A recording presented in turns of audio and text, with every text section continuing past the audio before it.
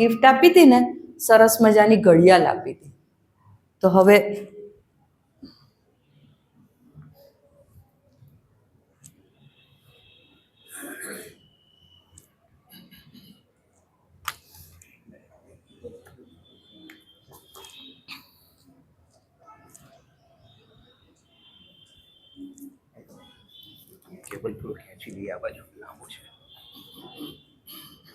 નહીં વાંધો આવે. હવે હું ધ્યાન રાખીશ. ના, હવે હું ધ્યાન રાખીશ, નહીં વાંધો આવે.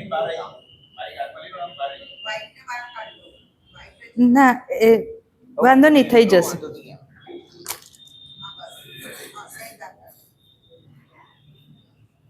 તો મારું ચિત્ત એ મને આપ્યું એક સ્પાર્ક કે એણે મને ઘડિયાળ ગિફ્ટ આપી હતી. એટલે મારી બુદ્ધિ વિચારવા માંડે કે શું કરવું શું કરવું. ત્યાં મારો અહંકાર આડે આવે. અહંકાર એમ કે એણે તને ઘડિયાળ આપી અને તું એને નાની અમથી કોઈ ગિફ્ટ આપીશ તો કેટલું ખરાબ લાગે. એવું કહેશે કે કંજૂસ છે સાવ. એટલે આપણે જે પણ વ્યવહાર કરીએ ને તે આ 4 એનાથી પ્રેરાઈને આપણા અંતઃકરણથી કાબૂમાં રહીને આપણો સમાજમાં વ્યવહાર છે. આ બહુ ડિટેલ્ડ સબ્જેક્ટ છે અને આપણે 2 ક્લાસીસમાં સમજીશું ડિટેલમાં.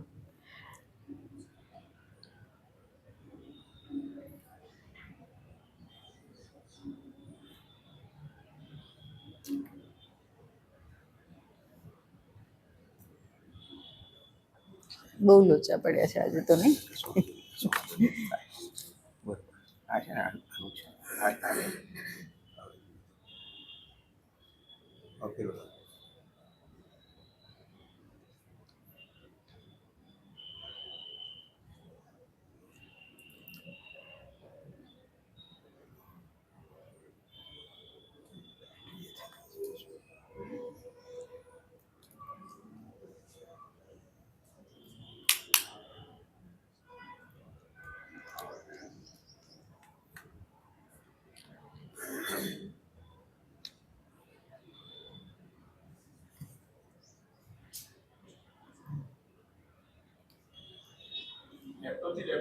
લેપટોપથી થાય ના, એ છે ને મેં પેલામાં મૂકેલું છે ને એટલે એ ત્યાંથી જ ઓપરેટ કરવું પડશે. અહીંયા બી નથી કરવું, લઈથી છે નથી.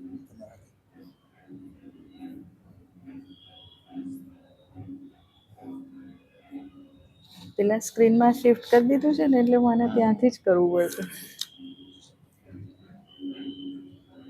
થયું? હા. આમ ગીતામાં કયા પ્રમાણે આપણી ઇન્દ્રિયો આપણા સ્થૂળ શરીરથી ઉપર છે. આપણી ઇન્દ્રિયો આપણા શરીરને કાર્ય કરાવે છે. પણ સપોઝિંગ આપણી જીભ તો એ જેમ ફાવે તેમ બોલવા લાગે તો શું થાય? મુશ્કેલી પડી જાય. એટલે મન એને કાબૂમાં કરે છે. પણ મન કરતાંય બુદ્ધિ વધારે તાકાતવર છે. બુદ્ધિ મનને કાબૂમાં કરી અને યથાયોગ્ય કાર્ય કરાવે છે. પણ આ બધાનો સ્વામી આત્મા છે. આ જ વાત ઉપનિષદમાં આવી રીતે કીધી કે શરીરનો સ્વામી આત્મા શરીરના રથમાં વિરાજમાન છે. એ બુદ્ધિના સારથીથી મન નામની લગામથી ઇન્દ્રિયોને કાબૂમાં રાખે છે. આ જે 5 ઘોડા છે ને એ 5 ઘોડા આપણી ઇન્દ્રિયો છે. એને મન પોતાની લગામથી કાબૂમાં રાખે છે. પણ એ લગામ બુદ્ધિના હાથમાં છે. બુદ્ધિ આપણા રથનો સારથી છે.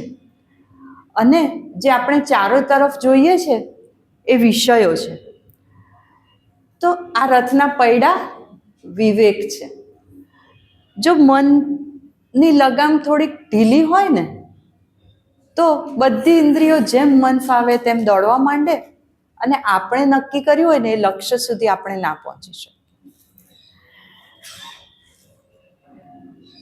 તો આમ જીવાત્માનું મૂળ સ્વરૂપ આત્મા છે. આત્મા જ આપણા આ શરીરનો એક સાધન તરીકે ઉપયોગ કરી અને આ જગતને અનુભવે છે. આપણા બે અસ્તિત્વ થયા. આમ આ સ્થૂળ શરીર જે નાશવંત છે, પરિવર્તનશીલ છે.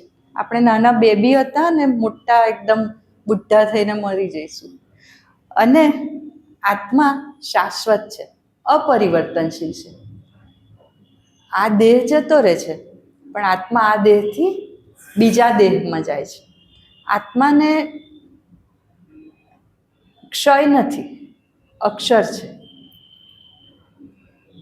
આપણા શરીર માટે આત્મા જ મેઇન સોર્સ છે. આપણી ગાડી છે ને, એ ચલાવવા માટેનું એન્જિન આત્મા છે.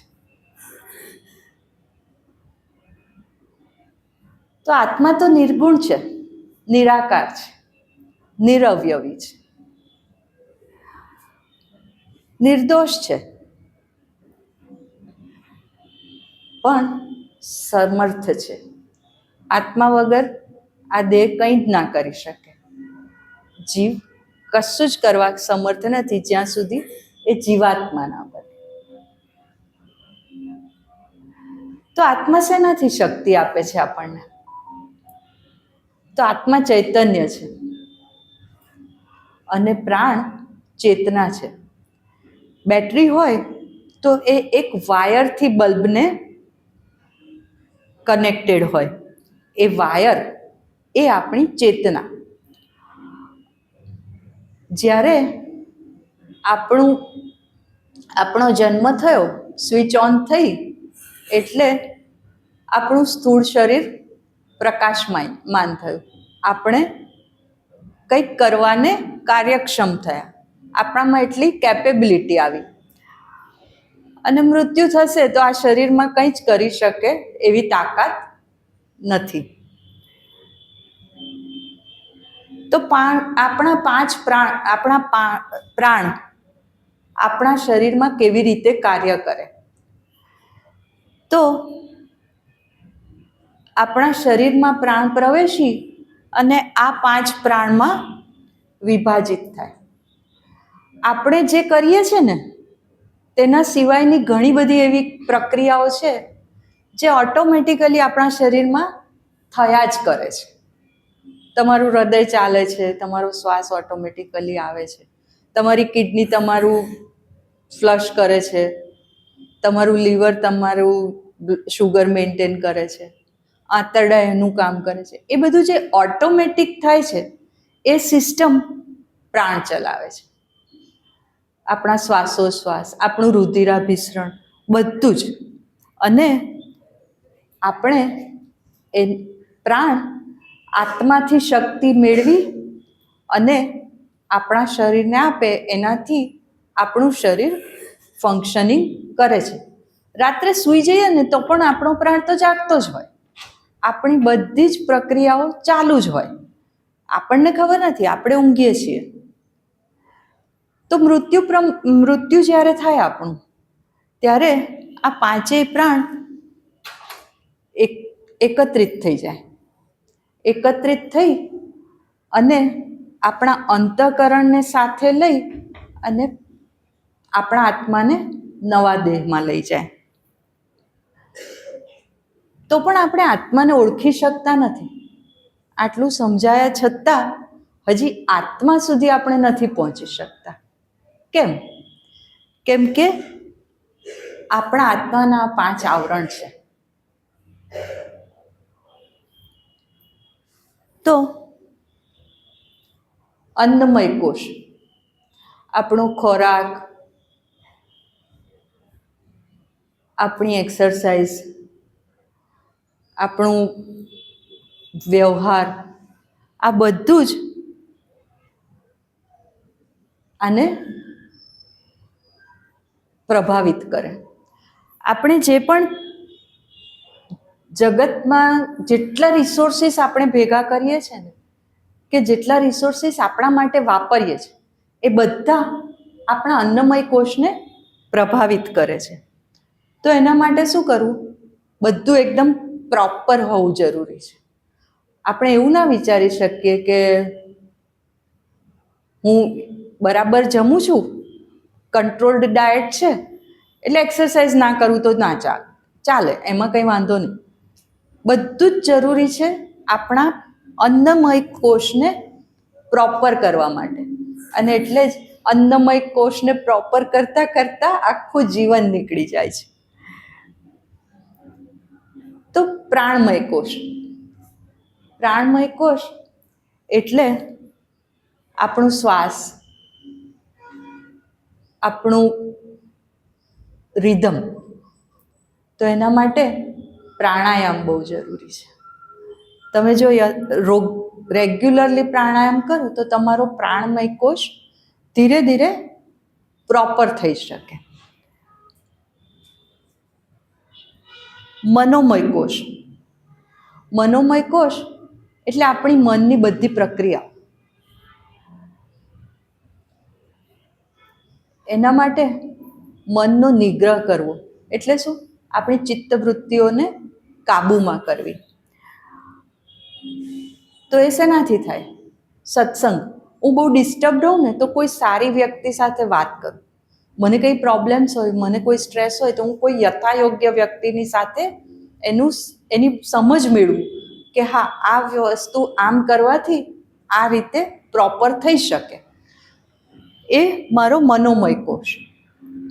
આપણું અંતિમ લક્ષ્ય તો આનંદ મેળવવાનું જ છે. એટલે આપણે જે પણ કરીએ છીએ એ બધું આનંદ માટે.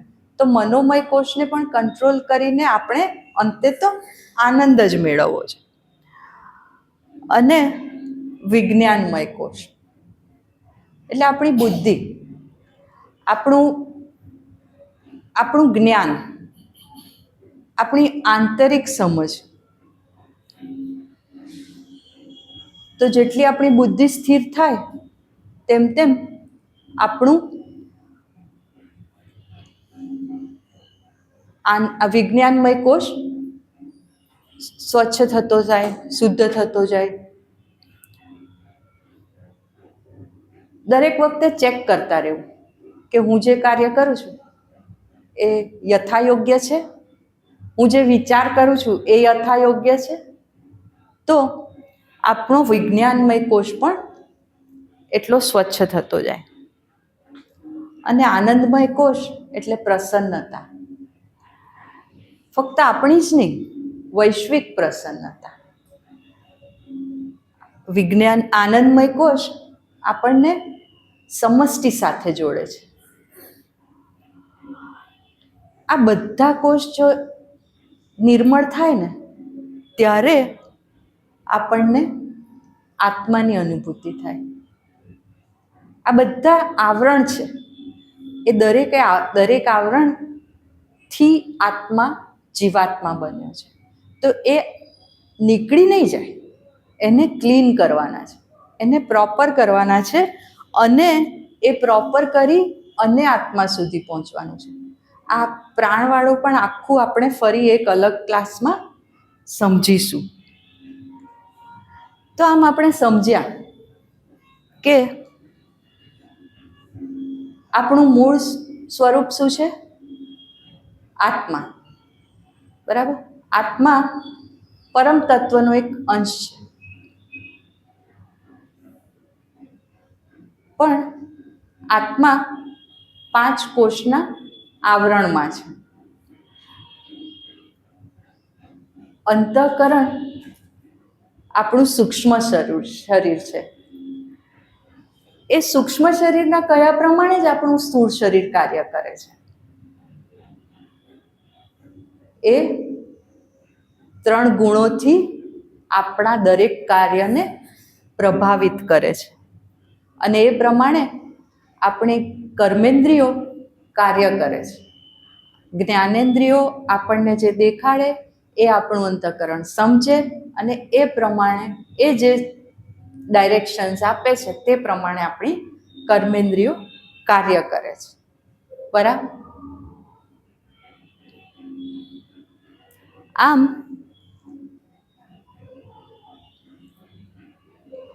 આપણું મૂળ સ્વરૂપ આત્મા, જે સૂક્ષ્મ અને સ્થૂળ બંને શરીરનો એક સાધન તરીકે ઉપયોગ કરે છે. બરાબર? સૂક્ષ્મ શરીરનું આપણા સ્થૂળ શરીર પર સંપૂર્ણપણે કાબુ છે. તો આનાથી મને શું લાભ? આટલું સમજીને તમને બધાને શું લાભ થયો?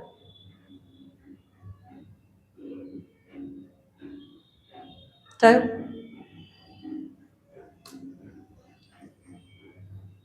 આ કેમ સમજવું જરૂરી છે? લખ્યું જ છે. આપણને ખબર પડી કે મને એક વિવેક મળ્યો છે, એક સ્વતંત્ર વિચાર શક્તિ મળી છે, જે વાપરી અને હું મારા જીવનની દિશા બદલી શકું, મારા જીવનને ઉર્ધ્વ ગતિ આપી શકું.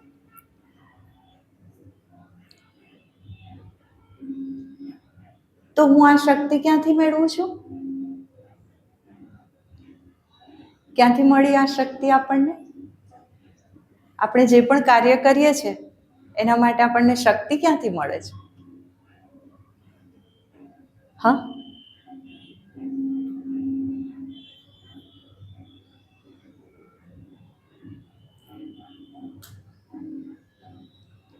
ક્યાંથી મળે છે?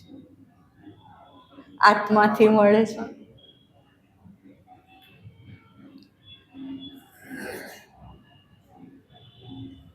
પણ આપણને ખબર નથી પડતી કે મને આત્મામાંથી શક્તિ મળે છે. તો એના માટે આપણે અંતરની શુદ્ધિ કરવી પડે. અંતઃકરણ શુદ્ધ હોય ત્યારે આપણને ખબર પડે. તો અંતઃકરણ શુદ્ધ કરવા માટે શું કરવું પડે? આપણા જે બધા દ્વંદ છે ને, મને સુખ થાય, મને દુઃખ થાય, મને આને બહુ ગુસ્સો આવે, મને આની બહુ ખુશી થાય, એ બધા દ્વંદ આપણે ધીમે ધીમે ધીમે ધીમે ઓછા કરવા પડે. એક દિવસમાં ના થઈ જાય, ધીરે ધીરે કરવા પડે. એના માટે અંતર્મુખી બનવું પડે. આપણે કન્ટિન્યુઅસલી આપણે જે પણ કરીએ છીએ એનો અભ્યાસ કરતા રહેવું પડે. એ અભ્યાસ કરીએ, આપણે ધીરે ધીરે સમજતા જઈએ કે ક્યાં ગલતી થાય છે, કેમ ગલતી થાય છે. અને એ જ્યારે આપણે આપણા વ્યવહારમાં ધીરે ધીરે મૂકતા જઈએ ત્યારે આપણે પરમાત્મા સાથે જોડાતા જઈએ. જેમ જેમ આપણે પરમાત્મા સાથે જોડાતા જઈએ, આપણે જેમ જેમ પરમાત્માને સમર્પિત થતા જઈએ, તેમ તેમ આપણું અંતઃકરણ શુદ્ધ થઈ શકે. તો આજે આપણે આટલું સમજ્યા કે પરમાત્માએ અંતઃકરણ દ્વારા જીવસૃષ્ટિની રચના કરી છે. પંચમહાભૂત આપણું આ દેહ છે અને એ દેહને અંતઃકરણ કાબૂમાં રાખે છે. એ આપણું સૂક્ષ્મ શરીર છે.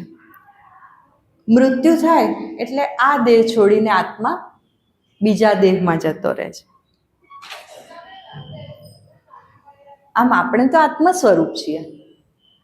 આપણે આ આરતી તનના નથી. આપણે તો એની અંદર રહેલો આત્મા છીએ. આરતી તનના તો અહીંયા છે, જતા રહેશે એટલે બીજું કંઈક નામ થઈ જશે.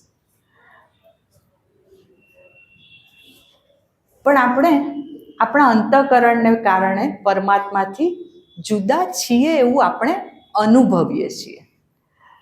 તો આપણે જેટલું આપણા અંતઃકરણને પારદર્શક બનાવી શકીશું, આપણા પાંચેય કોષને જેટલા નિર્મળ બનાવીશું, એટલા આપણે પરમાત્માની નજીક જઈશું.